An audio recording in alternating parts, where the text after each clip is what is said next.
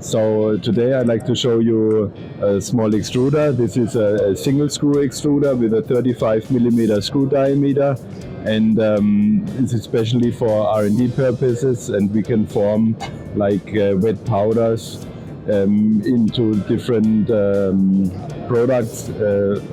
There at the front you can change the die. In this case we have a die to form spaghettis.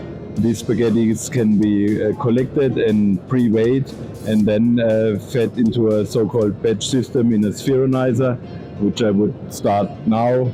And there's a fast rotating disc which forms this kind of spaghettis into pellets or little spheres. After the coating process, you can simply empty the machine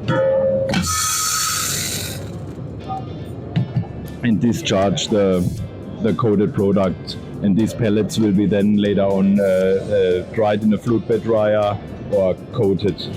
And depending on the applications, we have this Spheronizer available in different sizes, starting from 250 millimeter up to 700 millimeter. Thanks.